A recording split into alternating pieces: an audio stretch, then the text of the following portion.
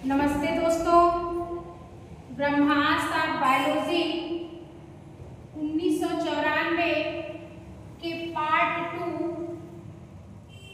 के video lecture श्रृंखला में पुनः आपका स्वागत है। पार्ट 2 हम इसलिए कह रहे हैं क्योंकि यह जो आपका बुक है ये आपका पीसीएस के प्रीवियस ईयर के जो क्वेश्चन आए गए हैं उसमें जूलॉजी के 120 क्वेश्चन पहले से 1994 का 120 क्वेश्चन में इसके पहले वाले वीडियो में हम लोग 60 क्वेश्चन कर चुके थे।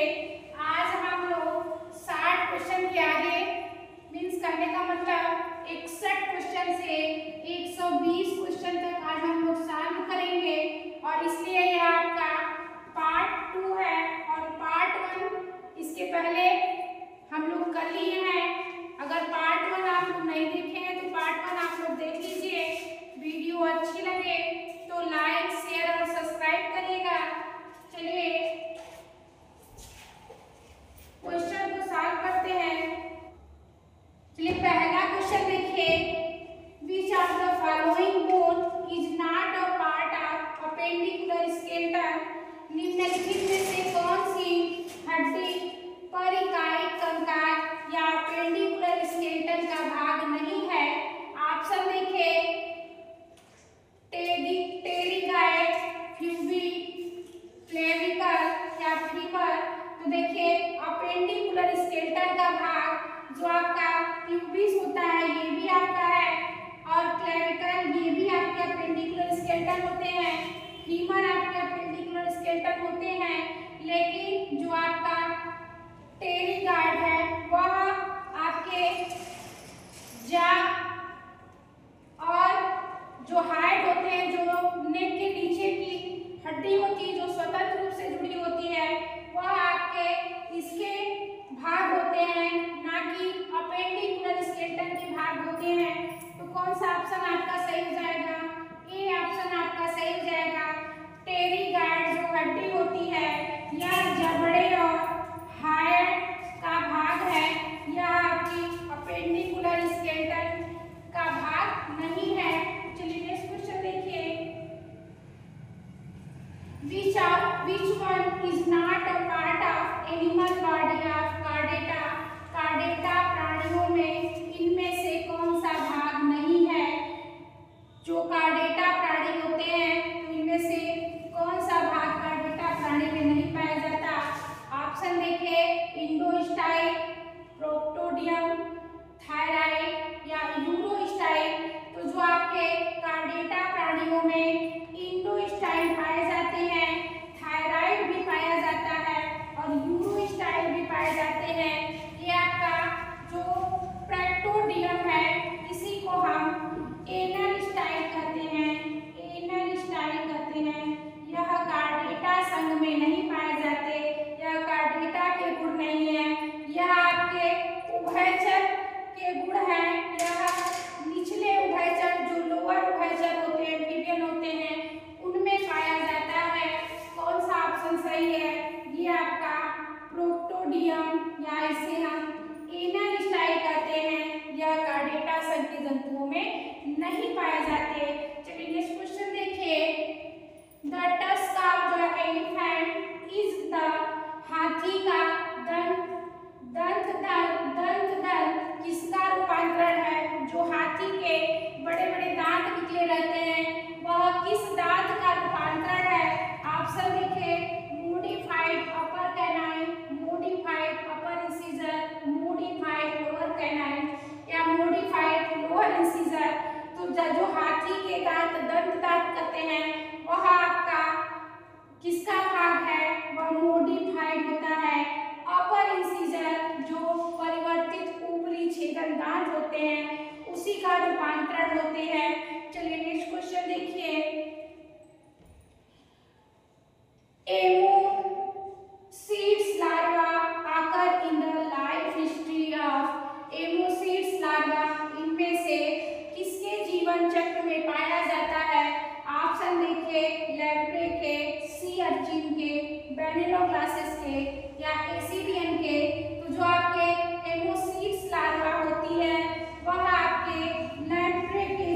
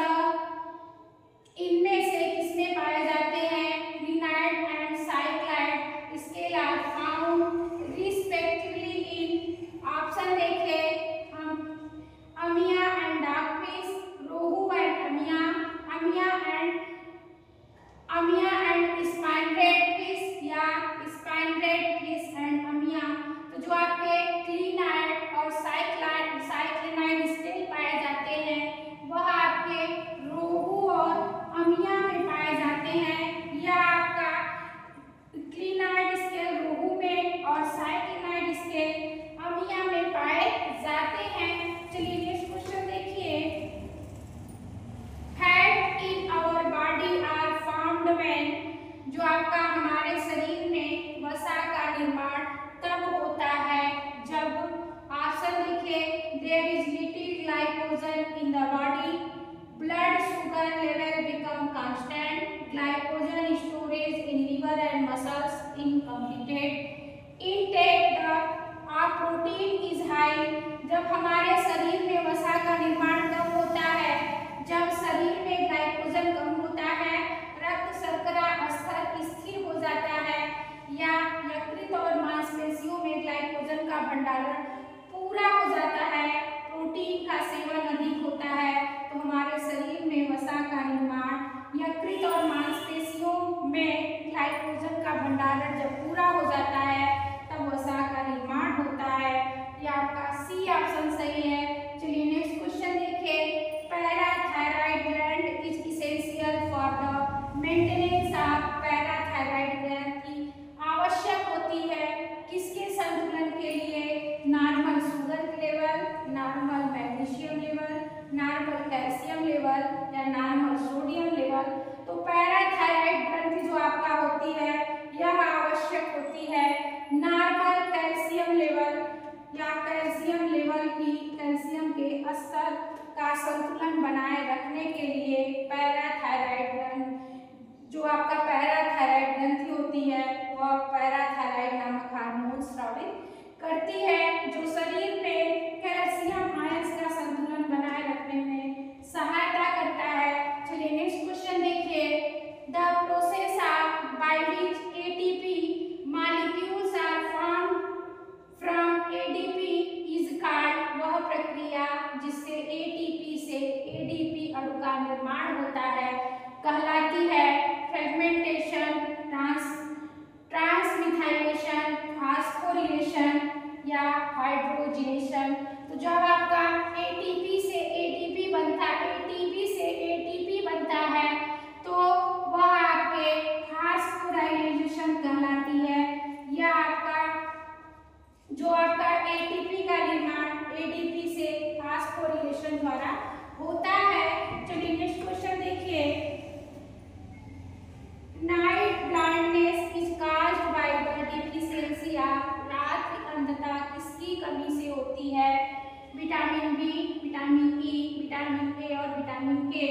तो नाइट ब्लाइंडनेस जो आपकी होती है वह आपके विटामिन ए की कमी से होती है। नाइट ब्लाइंडनेस या इसे हम रतौंधी रोग कहते हैं, यह विटामिन ए की कमी से होती है। चलिए नेक्स्ट क्वेश्चन देखिए। Night sensitive pigment of the human eyes is known as, मानव नेत्र का प्रकाश संवेदनशील वर्णक कहलाता है ट्रूनिन, रोडोप्सिन, विटामिन ए या मेलानिन। तो जो मानव नेत्र का प्रकाश संवेदनशील वर्णक होते हैं वह आपके रोडोप्सिन होते हैं। बी ऑप्शन आपका सही हो जाएगा। मानव नेत्र का प्रकाश संवेदनशील वर्णक रोडोप्सिन है जो रेटिनल और ऑप्सिन से बनते हैं। चलिए नेक्स्ट क्वेश्चन देखिए। B lymphocyte cells are produced in, B lymphocyte कोशिकाओं का निर्माण कहाँ होता है? थाइमस ग्लैंड में, लिम्फ नोड में, बोन मैरो में या लीवर में। तो बी लिम्फोसाइट का निर्माण हमारे बोन मैरो या अस्थि मज्जा में बी लिम्फोसाइट का निर्माण होता है और यह प्रतिरक्षा प्रदान करती है। चलिए नेक्स्ट क्वेश्चन देखिए। The fallopian is not an enzyme of biological oxidation, निम्नलिखित में से कौन सा जैविक ऑक्सीकरण का एंजाइम नहीं है?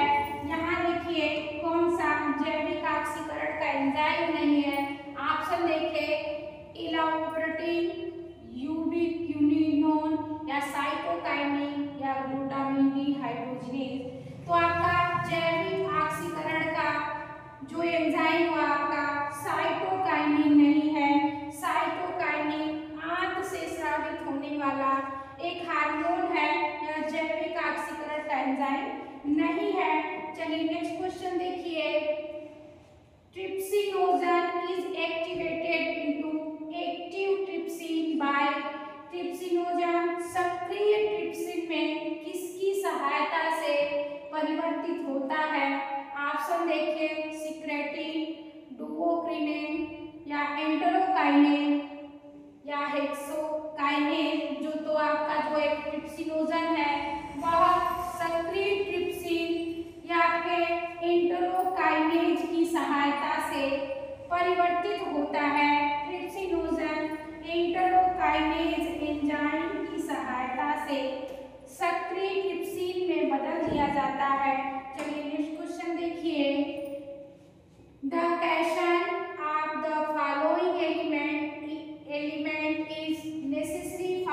कोएगुलेशन निम्नलिखित तत्वों में से किसके धनायन की आवश्यकता रक्त को थक्का जमाने में या रक्त को थक्का बनने के लिए होती है? ऑप्शन देखें, सोडियम, कैल्शियम, पोटेशियम या जिंक। तो रक्त का थक्का बनाने में कौन से धातु की आवश्यकता होती है? रक्त का थक्का बनाने में कैल्शियम धातु की आवश्यकता होती है। रक्त का थक्का बनने में कैल्शियम आयन आवश्यक होता है। यह रक्त जमने की प्रक्रिया में प्रोथ्राम्बिन का थ्राम्बिन में परिवर्तन कैल्शियम आयन की उपस्थिति के कारण होता है और थ्राम्बिन फाइब्रिनोजन को फाइब्रिन में बदलता है, जिससे जाल जैसी संरचना बनती है और प्लेटलेट्स इसमें फंसकर रक्त का थक्का बनाते हैं। चलिए नेक्स्ट क्वेश्चन देखिए। पोडोसाइट्स क्या है?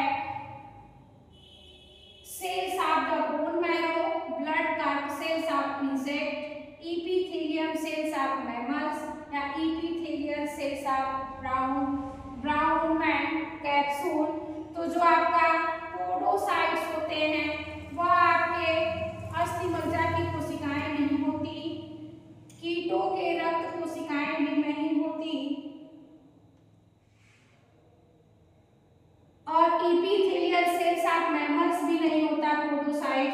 पोडोसाइट आपका epithelial cells of ब्राउन मैन कैप्सूल की उपकला कोशिकाएं होती है जो epithelial सेल की बनी होती है और जिन्हें पोडोसाइट कहते हैं।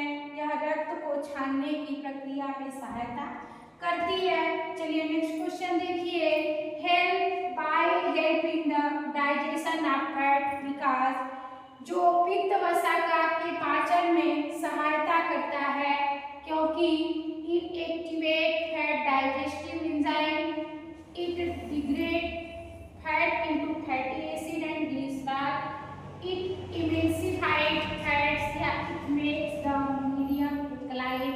जो आपका बाइल जूस होता है वह पाचन में किस प्रकार सहायता करता है?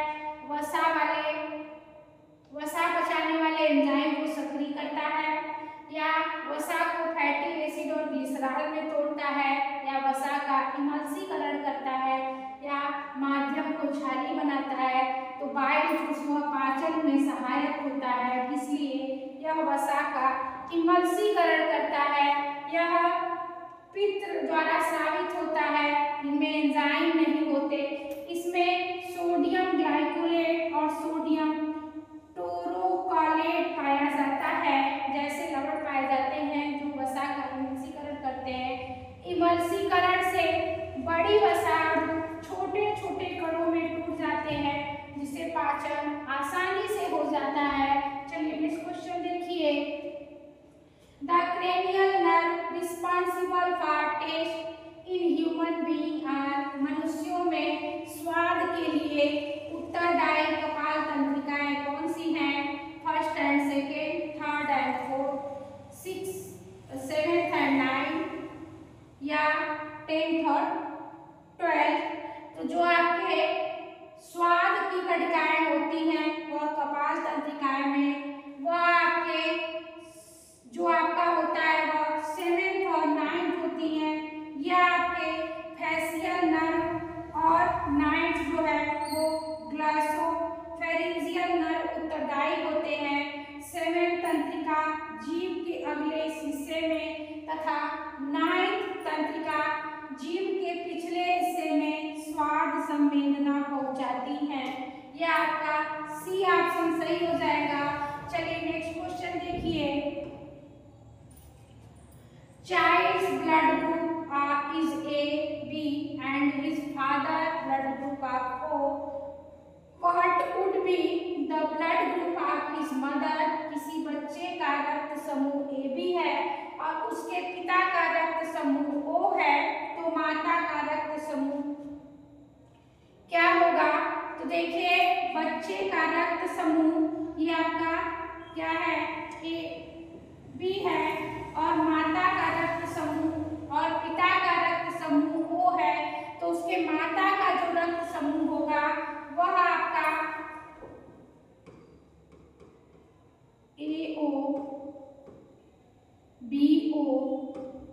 या AO BO, तो आपके माता का रक्त समूह AB होगा, जिसमें आपका ऑप्शन देखिए OAB, यानी इनमें से कोई नहीं।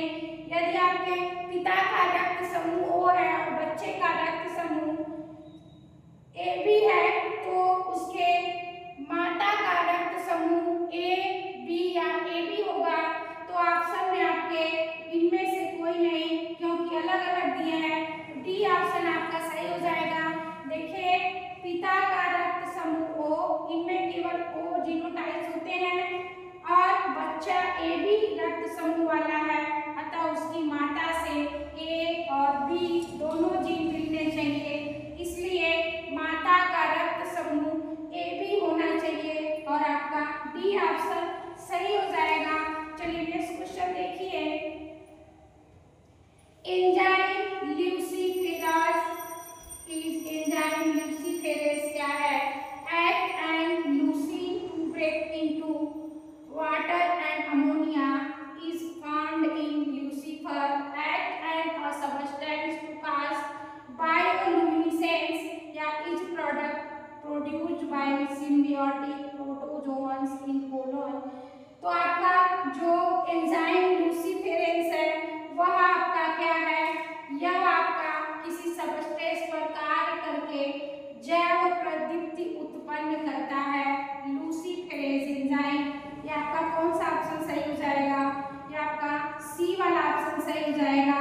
Acts on a substrate to cause bioluminescence, ये आपका सी ऑप्शन सही हो जाएगा। देखिए लूसीफेरेज एक प्रकाश उत्सर्जन लाइट इमिटेड एंजाइम है, यह लूसीफेरिन नामक सबस्ट्रेट पर कार्य करता है और जैव दीप्ति बायोलुमिनेसेंस उत्पन्न करता है। चलिए नेक्स्ट क्वेश्चन देखिए। Meridian tubules are beans of meridian tubules, नलिकाएं किसके लिए होती है? रिस्पायरेशन, डाइजेशन, रिप्रोडक्शन या एक्सक्रीशन। तो जो मेरिडियन ट्यूब्यूल्स होती है वह आपके उत्सर्जन, एक्सक्रीशन और आस्मा रेगुलेशन का कार्य करती है, या इसके लिए उत्तरदायी होती है। एक्सक्रीशन या उत्सर्जन के लिए उत्तरदायी होती है। चलिए नेक्स्ट क्वेश्चन देखिए। Carbon dioxide is mostly carried by blood in the form of, carbon dioxide का अधिकांश भाग रक्त में किस रूप में वहन करता है? ऑप्शन देखिए bicarbonate in solution, carbonic acid या फ्री कार्बन डाइऑक्साइड। तो कार्बन डाइऑक्साइड है उसका अधिकांश भाग रक्त में बाइकार्बोनेट के रूप में यह आपका वहन करता है। लगभग कितना परसेंट? 70% आपका बाइकार्बोनेट के रूप में वहन करता है और कार्बोनिक एसिड आपका लगभग 23% यह आपके कार्बोनिक एसिड के रूप में वहन करती है। बाकी शेष आपका घुलित अवस्था में वहन करती है। चलिए नेक्स्ट क्वेश्चन देखिए। Liver perform several function, one of these function is, यकृत अनेक कार्य करता है, इनमें से एक कार्य है हिस्टोलिसिस, डाइजेशन ऑफ प्रोटीन, ग्लाइकोजिनेशन या मेंटेनिंग साल्ट बैलेंस। देखिए जो आपका लीवर अनेक कार्य करती है, मुख्य कार्य इसमें से आपका एक दिया गया है ऊतक विघटन, प्रोटीन का पाचन, ग्लाइकोजिनेसिस या लवण संतुलन बनाए रखना। तो लीवर आपका जो है वह ग्लूकोज को ग्लाइकोजन के फॉर्म में या ग्लूकोज से ग्लाइकोजन का निर्माण करने का कार्य करती है, यह आपका ग्लाइकोजेनेसिस का कार्य करती है। चलिए नेक्स्ट क्वेश्चन देखिए। Pyloric extract contain the hormone, pyloric स्राव में कौन सा हार्मोन होता है? ऑप्शन देखिए गैस्ट्रिक सिक्रेटरी या पैनक्रियाजिनिन या कोलेसिस्टोकाइनिन। तो पैनक्रियाटिक जो आपका पाइलोरिक एक्सट्रैक्ट होता है उनमें गैस्ट्रिक हार्मोन स्रावित होते हैं, या गैस्ट्रिक हार्मोन जो जठर रस या गैस्ट्रिक जूस के श्रवण को उत्तेजित करते हैं। चलिए नेक्स्ट क्वेश्चन देखिए, 98% of haemoglobin found in adult human, वयस्क मनुष्यों में 98% हीमोग्लोबिन किस प्रकार का होता है? Haemoglobin A, haemoglobin A2, haemoglobin F या हीमोग्लोबिन यस। तो जो आपका 98% वयस्क मनुष्यों में 98% जो हीमोग्लोबिन होता है वह आपके हीमोग्लोबिन ए प्रकार का होता है, और जो आपका शेष जो होते हैं वह हीमोग्लोबिन 2 या अन्य प्रकार के पाए जाते हैं। चलिए नेक्स्ट क्वेश्चन देखिए, मैच्योर ह्यूमन इरिथ्रोसाइट कंटेंट, परिपक्व मानव लाल रक्त कणिकाओं में क्या पाया जाता? ऑप्शन देखिए, both DNA and RNA, RNA but no DNA, neither DNA nor RNA, या डीएनए बट नो आरएनए। तो देखिए जो आपका इरिथ्रोसाइट आरबीसी लाल रुधिर कणिकाओं में केंद्रक नहीं पाया जाता। जब केंद्रक न्यूक्लियस नहीं पाए जाते तो उसमें ना तो डीएनए पाया जाएगा और ना ही आरएनए पाया जाएगा, क्योंकि केंद्रक में ही डीएनए और आरएनए पाए जाते हैं। तो आरबीसी में केंद्रक अनुपस्थित होता है तो उसमें ना ही डीएनए पाया जाएगा और ना ही आरएनए पाया जाएगा, नाइदर डीएनए नॉर आरएनए। परिपक्व लाल रक्त कणिकाओं में केंद्रक अनुपस्थित होता है, इसलिए डीएनए और आरएनए दोनों नहीं पाए जाएंगे। नेक्स्ट क्वेश्चन देखिए, main get killed by cyanide because it affected the function of, मनुष्य साइनाइड से मर जाता है क्योंकि यह किस क्रिया को प्रभावित करता है? देखिए जब आपका श्वसन क्रिया के दौरान जब आपका सर्कुलेशन आरबीसी में ऑक्सीजन का परिवहन होता है और ऑक्सीजन के परिवहन को क्या करता है? साइनाइड रोक देता है और श्वसन क्रिया बंद हो जाती है, कम हो जाती है, जिससे आदमी की मृत्यु हो जाती है। ऑप्शन देखें, साइटोक्रोम ऑक्सीडेज, हीमोग्लोबिन या इम्यूनोग्लोबिन या थ्रोम्बिन। तो जब मनुष्य साइनाइड से मर जाता है क्योंकि यह किस क्रिया को प्रभावित करता है? यह हीमोग्लोबिन से जुड़कर आरबीसी की ऑक्सीजन को वहन करने में की क्षमता को धीरे धीरे रोक देता है, जिससे श्वसन लेने में दिक्कत होती है और आदमी मर जाता है। चलिए नेक्स्ट क्वेश्चन देखिए, enzyme enhance the rate of chemical reaction, enzyme रासायनिक अभिक्रिया की दर को बढ़ाते हैं, providing optimum pH, raising the temperature या lowering activation energy, producing ATP, उपयुक्त पीएच प्रदान करना, तापमान बढ़ाना, सक्रिय ऊर्जा कम करना या एटीपी का उत्पादन करना। तो जो आपके एंजाइम रासायनिक अभिक्रिया की दर को बढ़ाते हैं वह आपके लोअरिंग एक्टिवेशन एनर्जी, सक्रिय ऊर्जा को कम करते हैं। जब सक्रिय ऊर्जा को कम करेंगे तो रासायनिक अभिक्रिया की दर बढ़ जाती है, और रासायनिक अभिक्रिया की दर जब आपकी बढ़ जाती है तो तापमान को 40 डिग्री सेंटीग्रेड पर बढ़ाने पर एंजाइम अधिक सक्रिय हो जाते हैं। सी ऑप्शन आपका सही हो जाएगा। देखिए सक्रिय ऊर्जा रासायनिक अभिक्रिया की दर के ठीक विपरीत अनुपात में होती है। जब सक्रिय ऊर्जा कम हो जाती है तो अभिक्रिया की दर बढ़ जाती है और तापमान को 40 डिग्री सेंटीग्रेड तक बढ़ाने पर एंजाइम अधिक सक्रिय हो जाते हैं। चलिए नेक्स्ट क्वेश्चन देखिए, following ion in a cofactor for carbonic anhydrase, निम्न आयन में से कौन सा कार्बोनिक एनहाइड्रेट के सहकारक कोफैक्टर है? Magnesium ion, zinc ion, copper ion या आयरन आयन। तो जो आपका कार्बोनिक एनहाइड्रेट के सहकारक होते हैं वह आपके आयरन आयन होते हैं। Fe3+ जो आपका हीमोग्लोबिन में पाया जाता है, यह आपके हीमोग्लोबिन के लिए सहकारक का कार्य करते हैं। देखिए कुछ रासायनिक अभिक्रिया क्रियाओं में एंजाइम और सबस्ट्रेट के अतिरिक्त सहकारक या कोएंजाइम की आवश्यकता होती है। कार्बोनिक एनहाइड्रेट के लिए जिंक पास्टिक सहकारक है जो H2O और CO2 को मिलाकर कार्बोनिक अम्ल बनाते हैं, और हीमोग्लोबिन के लिए Fe3 पास्टिक सहकारक होते हैं। चलिए नेक्स्ट क्वेश्चन देखिए। What is the net gain of ATP molecule when one molecule of glucose is broken down into two molecules of pyruvic acid during glycolysis within a cell? Glycolysis के दौरान एक glucose अणु के विघटन से जब दो पायरुविक अम्ल अणु बनते हैं तो शुद्ध एटीपी का लाभ कितने अणु का होता है?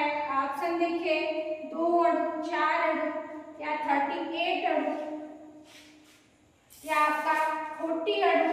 तो ग्लाइकोलिसिस में 4 एटीपी बनते हैं जिसमें से आपका 2 एटीपी उपयोग हो जाते हैं और शुद्ध लाभ आपके 2 एटीपी अणुओं का होता है।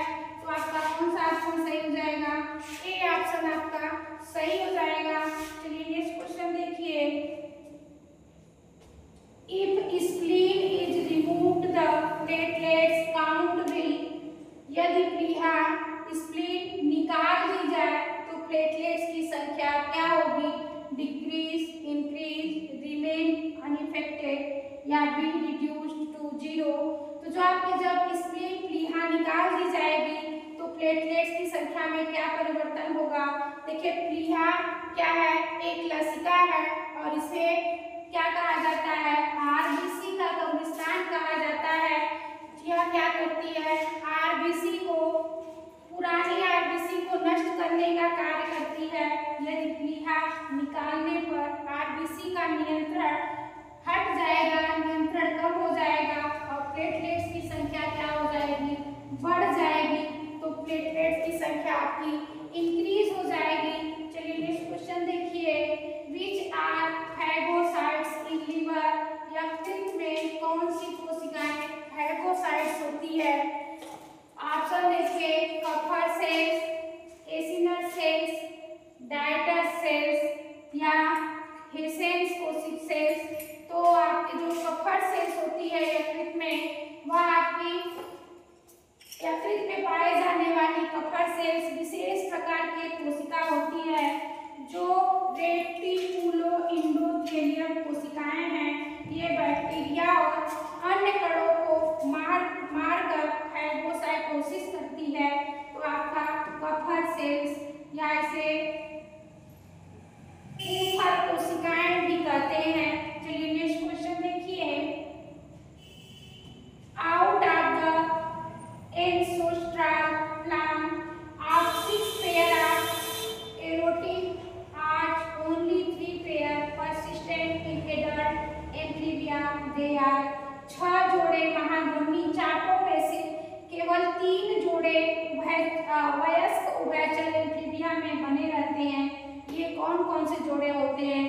First, third and fifth, second, third and six, third, fourth and six या थर्ड, फोर्थ एंड फिफ्थ। तो जो आपके उभयचर के 3 जोड़े वयस्क उभयचर बने रहते हैं, यह आपके सी ऑप्शन आपका सही हो जाएगा। थर्ड, फोर्थ एंड सिक्स तृतीय, चतुर्थ और षष्ठ होते हैं। उभयचर एम्फीबिया में प्रारंभिक अवस्था में 6 जोड़े महाध्वनि चाप बनते हैं और वयस्क अवस्था में केवल थर्ड, फोर्थ और सिक्स चाप बने रहते हैं। चलिए नेक्स्ट क्वेश्चन देखिए। Organ of protein is a sensory organ found in the Corti का अंग या organ of protein एक संवेदी अंग है। यह पाया जाता है या कहाँ पाया जाता है? डर्मिस ऑफ मैमल्स में, इंटरनल ईयर ऑफ मैमल्स में, फोर ब्रेन ऑफ मैमल्स में या नेसल ट्रैक्ट ऑफ फ्रॉग में। यह आपके स्तनधारियों की त्वचा में, स्तनधारियों के आंतरिक कान में या स्तनधारियों के अग्र मस्तिष्क में या मेंढक के नासिका नली में।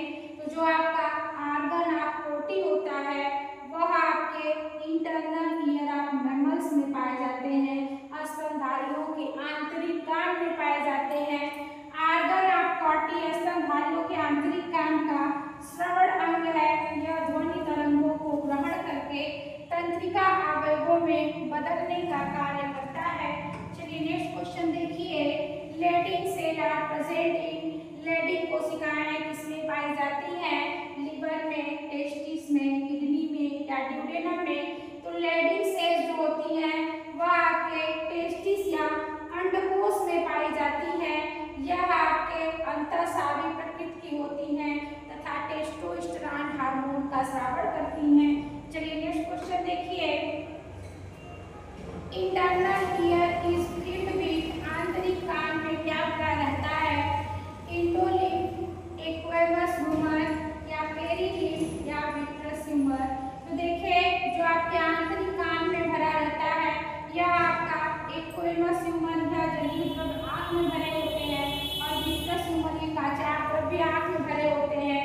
पेरिलिम्फ आपका यह जो आपका होता है ये आपके आंतरिक कान में हमारे आर्गन ऑफ कोडाई में इंडोलिम्फ और पेरिलिम्फ पाए जाते हैं, जिसमें से ध्वनि तरंगे इंडोलिम्फ में कंपन उत्पन्न करती हैं और इन्हें श्रवण तंत्रिका तंत्र तक पहुंचाने का कार्य करती हैं। तो हमारे आंतरिक कान या आर्गन ऑफ कोटिक में आपका इंडोलिम्फ भरा रहता है। चलिए नेक्स्ट क्वेश्चन देखिए।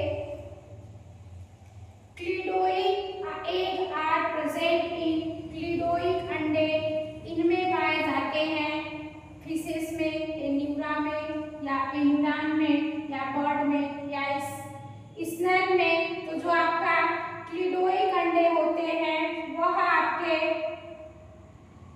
किसमें पाए जाते हैं? पक्षियों में या जो आपका बर्ड होता है उसमें आपके क्लिडोइक अंडे पाए जाते हैं। बर्ड में और सरीसृप में, आर्थ्रोपोड्स में पाए जाते हैं। यह अंडे सुरक्षात्मक झिल्ली या प्रोटेक्टिव मेम्ब्रेन से घिरे होते हैं ताकि भ्रूण के विकास से पहले पानी का वाष्पीकरण न हो सके और यह झिल्ली पानी को बाहर निकालने नहीं देती, लेकिन ऑक्सीजन और कार्बन डाइऑक्साइड का आदान प्रदान करती रहती है। यह आपके पक्षी वर्ग में पाए जाते हैं, सरीसृप वर्ग में पाए जाते हैं और आर्थ्रोपोड्स में या के क्लिडोइक अंडे पाए जाते हैं। चलिए नेक्स्ट क्वेश्चन देखिए। Which of the following fetal membranes function as embryonic urinary bladder? निम्नलिखित में से, निम्नलिखित भ्रूणी झिल्लियों में से कौन सी भ्रूणी मूत्राशय का कार्य करती है? एलांटिक, यॉर्क सेल, एम्नियन या कोरियन? तो आपका जो एलांटिक झिल्ली होती है वह आपके भ्रूणी मूत्राशय का कार्य करती है। यह आपके एलांटिक झिल्ली, एलांटिक जो आपके होती हैं वह आपके भ्रूणीय मूत्राशय का कार्य करती है। यह नाइट्रोजनस अपशिष्ट को इकट्ठा करती है और गैस विनिमय का काम भी यही करती है। चलिए नेक्स्ट क्वेश्चन देखिए। The oocytes Branchiostoma are said to be, Branchiostoma के अंडाणु कहलाते हैं। ओलिगोलेसिथल, क्लिडोइक या मेगालेसिथल या हाइपोलेसिथल? तो जो आपके ब्रैंकियोस्टोमा के जो अंडाणु होते हैं वह आपके ओलिगोलेसिथल कहलाते हैं। ये बहुत कम या इनमें बहुत कम या पाया जाता है। यह आपके ओलिगोलेसिथल के अंतर्गत आते हैं। चलिए नेक्स्ट क्वेश्चन देखिए। Holoblastic cleavage is not found in, holoblastic संपूर्ण विघटन इनमें नहीं पाया जाता है। ऑप्शन देखिए। एम्फिऑक्सस में, फ्रॉग में, चिक में या चिक एंड एम्फिऑक्सस दोनों में? तो जो आपका होलोब्लास्टिक क्लीवेज होता है वह आपके चिक में या पक्षियों के चूजों में नहीं पाया जाता,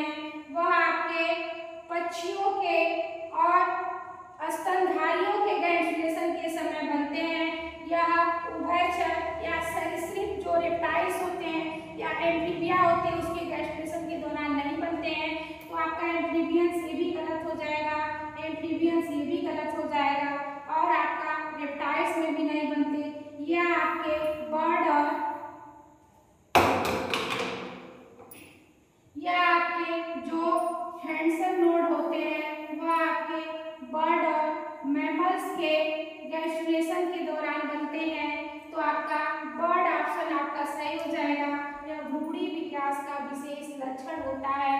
चलिए नेक्स्ट क्वेश्चन देखिए। इन द एम्ब्रियोलॉजी ऑफ चिक द मेसोडर्म डेवलप्ड फ्रॉम, चूजे के भ्रूणी विकास में मध्य जनन स्तर कहाँ से विकसित होता है?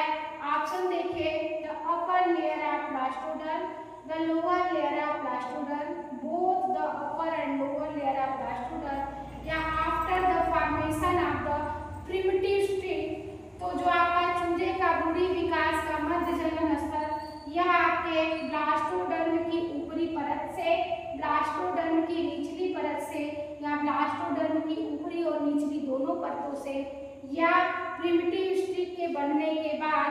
तो जो आपका चूजे का भ्रूणी विकास के मध्य जनन स्तर होते हैं वह आपके प्रिमिटिव स्ट्रिंग के बनने के बाद डेवलप होते हैं, या चूजे के मेसोडर्म का निर्माण प्रिमिटिव स्ट्रिंग बनने के बाद होता है।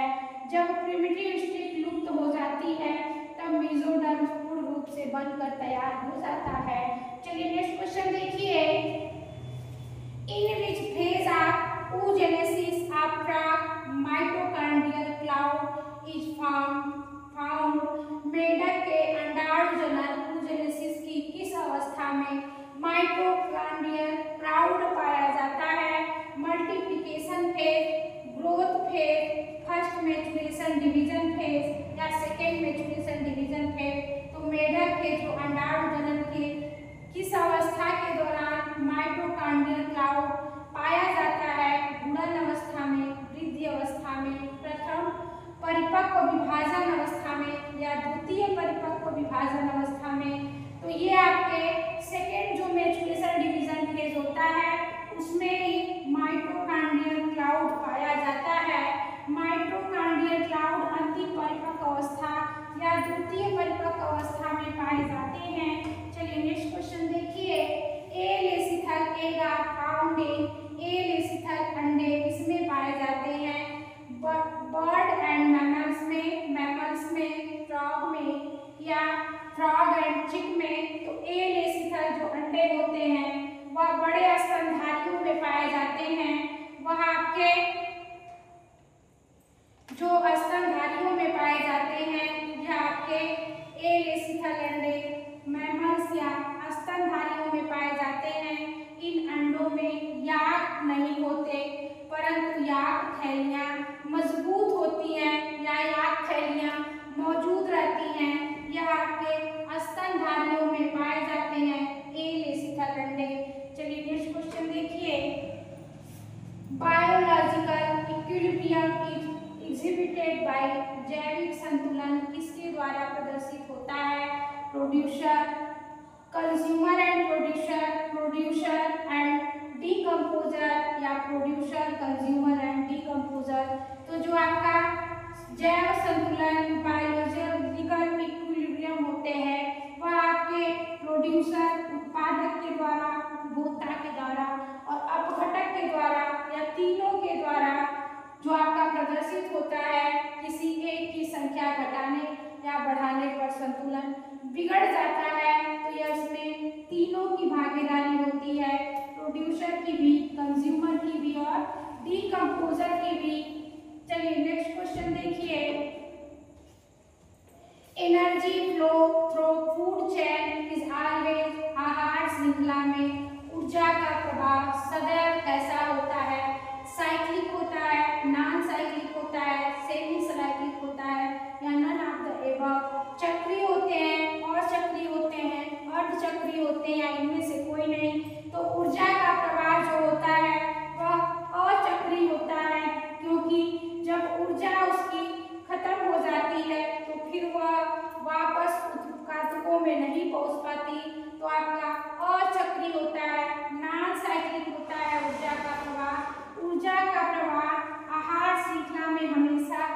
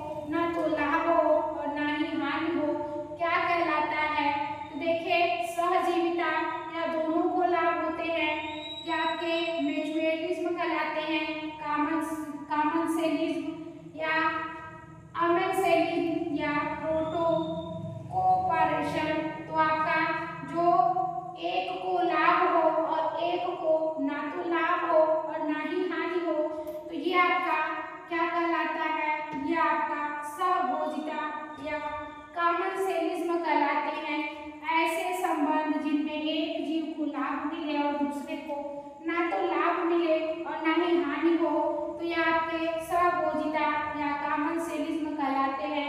सहजीविता दोनों साथ साथ रहते हैं और आमेनसेलिज्म ये आपका दोनों को लाभ हो। चलिए नेक्स्ट क्वेश्चन देखिए, इडैफिक फैक्टर रिलेटेड टू, इडैफिक कारक किसके संबंधित है? सॉइल से, इफेक्ट ऑफ एयर से, effect of light and metabolism से, या effect of cold and heat से। तो आपका जो है इडैफिक कारक या आपका मृदा वायु का प्रभाव, प्रकाश का चयापचय पर प्रभाव या शीत एवं ऊष्मा का प्रभाव। तो इडैफिक फैक्टर यह आपके सॉइल से संबंधित, मिट्टी से संबंधित है। यह कारक मिट्टी की संरचना या गुणधर्म पर आधारित होती है। चलिए नेक्स्ट क्वेश्चन देखिए, the first national park established for wildlife has been integral part of the nature in India is, Bharat के प्राकृतिक वन्यजीव संरक्षण हेतु स्थापित पहला राष्ट्रीय उद्यान कौन सा है? Corbett national park, Kaziranga national park, Periyar national park या गिर नेशनल पार्क। देखिए जो आपका भारत का सबसे पहला राष्ट्रीय उद्यान जिम कार्बेट नेशनल पार्क है, यह आपका कार्बेट नेशनल पार्क जो उत्तराखंड नैनीताल में स्थित है। यह पहले जब उत्तराखंड भारत में था तो यह भारत का पहला नेशनल पार्क था, अब यह उत्तराखंड में स्थित है या नैनीताल में यह है। चलिए नेक्स्ट क्वेश्चन देखिए, from Antheraea assama is obtained, Antheraea assama से कौन सा रेशम प्राप्त होता है? एरी सिल्क, टसर सिल्क या मुंगेरी सिल्क या मूंगा सिल्क। जो आपका एंथेरिया असामा है इससे मूंगा रेशम या मूंगा सिल्क प्राप्त होता है। यह रेशम भारत और चीन के में सामान्य रूप से मिलता है। चलिए नेक्स्ट क्वेश्चन देखिए, post cocoon processing of the silk worm include, रेशम कीट के कोकून के बाद की प्रक्रिया में कौन सा कार्य सम्मिलित होते हैं? टेनिंग, स्टिफलिंग या रेयरिंग या प्रूनिंग। तो कोकून के बाद जो प्रक्रिया होती है, पतला करना, स्टिफलिंग करना, पालन करना या छटाई करना, तो कोकून के मारने की प्रक्रिया ये आपकी स्टिफलिंग कहलाती है। यह रेशम उत्पादन की एक महत्वपूर्ण क्रिया होती है। चलिए नेक्स्ट क्वेश्चन देखिए, which of the following is a non poisonous snake, निम्नलिखित में से कौन सा सांप विषहीन है, जिसमें विष नहीं पाए जाते? ऑप्शन देखिए, क्रोटालस या हाइड्रोफिस या जेमिनीस या एनिसोट्रोडन। तो जो आपके विषहीन सर्प है ये क्रोटालस, ये सर्प ये आपका जहरीला होता है, और हाइड्रोफिस ये भी जहरीला होते हैं, एनिसोट्रोडन यह भी जहरीला होते हैं। लेकिन जो जेमिनीस जिसे धामी कहा जाता है, यह सांप आपके जहरीला नहीं होते हैं, यह सांप विषहीन होते हैं और यह पक्षियों, मेढकों और चूहों आदि को खाकर जीवित रहते हैं। चलिए नेक्स्ट क्वेश्चन देखिए, which one of the following fishes is not a food fish of UP, निम्नलिखित में से कौन सी मछली उत्तर प्रदेश की खाद्य मछली नहीं है? टिलापिया,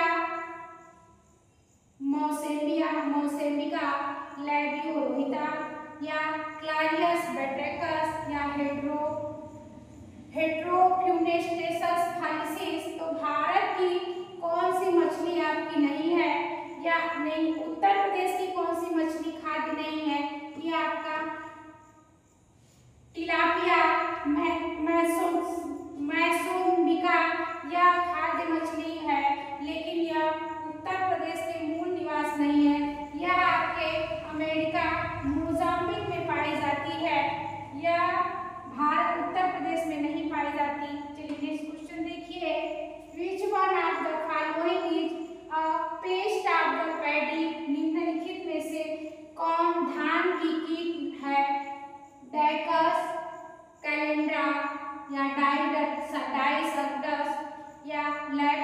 लैक्टोकोरिसा, तो आपके जो धान की कीट है वह आपके लैक्टोकोरिसा या धान में पाए जाने वाली कीट है, जिसे राइस गांडी बग भी कहते हैं। और यह धान की कीट है, यह हरे भूरे रंग की होती है और दुर्गंध उत्पन्न करने का कार्य करती है। चलिए नेक्स्ट क्वेश्चन देखिए। Wax gland are present in worker bee, श्रमिक मधुमक्खियों में मोम ग्रंथियां कहाँ पाई जाती हैं? Hind leg, abdominal sternite, abdominal tergite या मैंडिबल। तो जो आपके श्रमिक मधुमक्खियों में जो मोम ग्रंथियां होती हैं वह पिछली टांग में, उदर की वक्षीय पट्टिका में या उदर के पृष्ठीय पट्टिका में या जबड़ा में। तो मोम ग्रंथियां आपकी वह एब्डोमिनल स्टेनाइड में पाई जाती हैं। यह आपके इन्हीं से स्रावित मोम को मधुकोश का निर्माण करती हैं। यह आपके उदर की वक्षीय पट्टिका में पाई जाती हैं। चलिए नेक्स्ट क्वेश्चन देखिए। In honey bee colony the drone are produced by, मधुमक्खी के छत्ते में नर मधुमक्खियां ड्रोन किससे उत्पन्न होती हैं?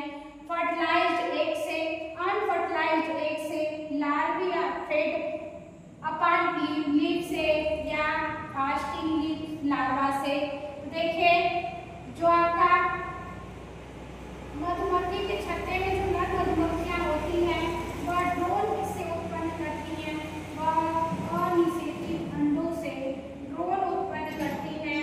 यह आपके रानी जो है वह दो प्रकार के अंडे उत्पन्न करती हैं। एक अनिषेचित अंडे ड्रोन नर बनते हैं और जब निषेचित अंडों से यह आपके निषेचित अंडों से श्रमिक और रानी बनती है। तो अनफर्टिलाइज्ड एग से ड्रोन निर्माण होता है। चलिए नेक्स्ट क्वेश्चन देखिए। Which of the following is a social insect, निम्नलिखित में से कौन सी कीट सामाजिक कीट के अंतर्गत आती है? ऑप्शन देखिए, कैलोटर या क्लाइमेक्स या बॉम्बेक्स या मैंटिस। तो जो आपके सामाजिक कीट कॉलोनी बनाकर रहने वाली जो होती है वह क्लाइमेक्स या इसे दीमक कहते हैं। यह आपके कॉलोनी बनाकर सामाजिक रूप से रहती है, इसीलिए इसे सामाजिक कीट कहते हैं। जो आपका कैलोटर्मिस होते हैं, देखिए which of the following is a social insect, निम्नलिखित में से कौन सी कीट सामाजिक कीट कहलाती है? कैलोटर्मिस, क्लाइमेक्स, बॉम्बेक्स या मोंटिस। तो जो आपके सामाजिक कीट जो कॉलोनी के रूप में रहते हैं वह आपके कैलोटर्म्स होते हैं। यह आपके क्या होते हैं? दीमक होते हैं, जिसे हम सामाजिक कीट कहते हैं। यह कॉलोनी बनाकर रहते हैं और जबकि बॉम्बेक्स और मैट्रिक्स यह सामाजिक कीट के अंतर्गत नहीं आते। चलिए नेक्स्ट क्वेश्चन देखिए। Termite digest food with the help of an enzyme secreted by, दीमक लकड़ी का पाचन किसके द्वारा स्रावित एंजाइम से करते हैं? ऑप्शन देखिए, सालिवरी ग्लैंड लाड़ ग्रंथियां द्वारा, cells of the mid gut मध्यांग की कोशिकाएं द्वारा, सिम्बियोटिक प्रोटोजोआ सहजीवी प्रोटोजोआ या bacteria and fungi outside the body, शरीर के बाहर पाए जाने वाले जीवाणु और कवक द्वारा। तो जो लकड़ी में जो दीमक पाई जाती है वह पाचन करती है किसके द्वारा? स्रावित एंजाइम के द्वारा। तो वह आपके सिम्बियोटिक प्रोटोजोअन्स सहजीवी प्रोटोजोआ के द्वारा, वह एंजाइम के द्वारा वह अपना पाचन करती है। और यह जो पचाने वाला एंजाइम सहजीवी प्रोटोजोआ होता है और जिससे ट्राइकोनिम्फा भी कहा जाता है। यह स्रावित करता है और ट्राइकोनिम्फा इसे कहा जाता है। चलिए देखिए, जो आपका 1994 का जो सेट था 120 क्वेश्चन जूलॉजी के, वो हम लोग आज पूरा कर लिए हैं। कल से नया सेट स्टार्ट करेंगे। तो नेक्स्ट वीडियो के लिए के साथ आप लोग बने रहिए।